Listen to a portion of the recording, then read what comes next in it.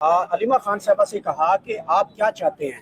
8 دنوں میں ریمانڈ ملتا رہا اور علیمہ خان صاحبہ نے آج کہا کہ مجھے صرف انصاف چاہیے. اس کے بعد جوڈیشل ہو گئے. تو یہ الفاظ پہلے کہہ دے تو میرے خیال جوڈیشل ہو جاتے.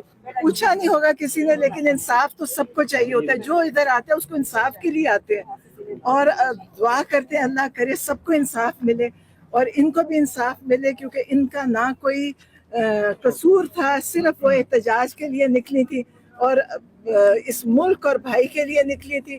آپ مجھے بتائیں کون سا قصور تھا ان کا، اور ابھی بھی کیا قصور ہے؟ ان کو جس طرح لے لے کے پھر رہے ہیں، وہ جو وہاں پہ تھانوں میں ایسے لگتا ہے جیسے کوئی مجرم ان کے ہاتھ آیا ہوا ہے. مجرم تو بہت ہوتے ہیں لیکن یہ مجرم نہیں تھی. یہ تو پاکستان کے جو ہوتے ہیں نا مخلص کارکن، پاکستان کے لیے ہم بیٹھے تھے اور بھائی بھی ہمارا اسی کا حصہ ہے. 15 اکتوبر کو احتجاجی کال کس نے دی ہوئی ہے؟ 15 اکتوبر کو احتجاجی کال دی ہے کیونکہ کل آپ نے دیکھا ہوگا کہ ہائی کورٹ میں ہم نے اپیل کی تھی میری ملاقات اور ایک معالج ڈاکٹر کی ملاقات. اب مجھے بتائیں کہ اگر ہم مجھے ملوا دیتے تو میں کیا کر سکتی تھی؟ وہاں تو اکیلے نہیں ملنا تھا، نہ میں کوئی پیغام لے کے جا سکتی. صرف ایک رشتے، میرا بھائی ہے. آپ یقین کریں جب سے ملاقات بند ہے اتنی پریشانی ہے، کیونکہ آپ ہر قسم کا، جب آپ پریشان ہوتے ہیں تو ہر قسم کا وہم اور خیال آتا ہے. کہا جا رہا ہے کہ ایس سی او کی تنخواہ چڑھ رہی ہے، اس کو سبوتاژ کرنے کی سازش ہے. پتہ نہیں ہے، مجھے تو کچھ نہیں پتا کہ کیا کہا جا رہا ہے. مجھے یہ پتا ہے کہ زیادتی اور ظلم ہو رہے، اور کل ہم اسی کے لیے عدالت میں گئے تھے. اگر عدالت سے انصاف نہیں ملتا تو کہاں جائیں گے؟ اب لوگ احتجاج، اور پوری دنیا میں آپ دیکھیں احتجاج ہوتے ہیں. مجھے نہیں پتا احتجاج کوئی جرم ہے. ساری دنیا میں اتنے بڑے بڑے لاکھوں کے احتجاج ہوتے ہیں. ہمارے ابھی احتجاج شروع ہوتا ہے تو مار دھاڑ، آنسو گیس، ڈنڈے. مجھے بتائیے کیا ملک ہے؟ مجھے تو تکلیف ہوتی ہے. اچھا یہ بتائیے گا کہ اگر علیمہ خان صاحبہ بھی باہر نہیں آتی اور عمران خان صاحب بھی باہر نہیں ہے تو جو 15 اکتوبر کو آپ کا دھرنا یا لانگ مارچ کرنے جا رہے ہیں، آپ قیادت کریں گی؟ جائیں گے ڈی چوک؟ قیادت تو نہیں، شامل ہوں گے ضرور، اور سب شامل ہوں گے. ہاں ہم شامل ہوں گے. ہمارا جو خاندان بچا ہوا ہے وہ بھی آئے گا، جتنے لوگ بچے ہوئے ہیں تو، لیکن شامل ہوئیں گے. لیکن مجھے قیادت تو ظاہر ہے قیادت موجود ہے. پی ٹی آئی کے پاس قیادت ہے، قیادت کی ضرورت نہیں ہے. لیکن نورین صاحبہ قیادت تو موجود ہے، کارکن آتے ہیں قیادت غائب ہو جاتی ہے اینڈ ٹائم وہ پر. تو آپ کو پتہ ہے کہ آج کل ایم این ایز کی کیا پریشانی تھی کہ ایم این ایز کو پہلے اٹھایا جاتا ہے پھر ان کے سودے لگتے ہیں. آپ دیکھیں اگر پاکستان کتنا غریب ملک ہے اور ایک ایک ایم این اے ایک ایک ارب میں بکھرا سن رہے ہیں ہم. کیا علی امین گنگا پور آ رہے ہیں؟ کیا احتجاج میں علی امین گنگا پور صاحب آ رہے ہیں؟ نہیں مجھے نہیں پتا، آئیں گے ان اچھا میم، کل جو ملاقات نہیں ہونے دی گئی اس کے بعد جو قیادت کا فیصلہ ہے، قیادت پہ پھر آپ کو اعتماد ہے یا نہیں؟ کیا کہیں گے اس بارے میں؟ جی اعتماد ہے. خان صاحب نے ان کو قیادت دی ہوئی ہے. لیکن جو ورکر ہیں وہ اعتماد نہیں کر رہے ہیں. نہیں وہ پتہ ہے، میں آپ کو بتاؤں وہ سوال آپ کے بیچ میں شامل کر دیتے ہیں کیونکہ دیکھیں ہر قسم کے لوگ وہ ان کو اور پریشان کر دیتے ہیں.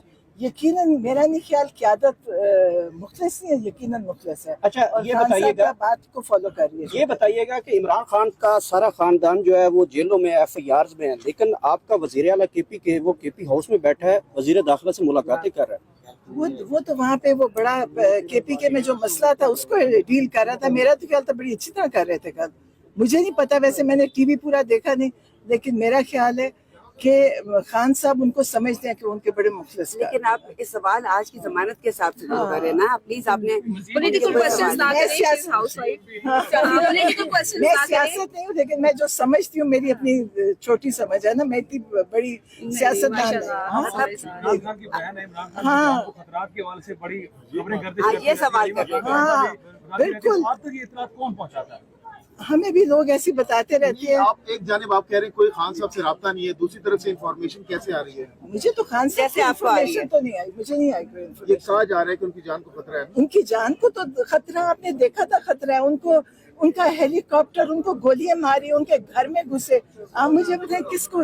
میرا خیال ہے کہ پاکستان میں کسی ایک انسان کو خطرہ وہ عمران خان ہے، کیونکہ عمران خان ان سب کے آگے جو دیوار بن کے کھڑا ہے نا، یہ سب بندر بانٹ پہ ہیں. آپ دیکھیں انہوں نے سب کچھ بانٹا ہوا ہے. انہوں نے ابھی بھی ایک دوسرے کے ساتھ ڈیل کر رہے ہیں.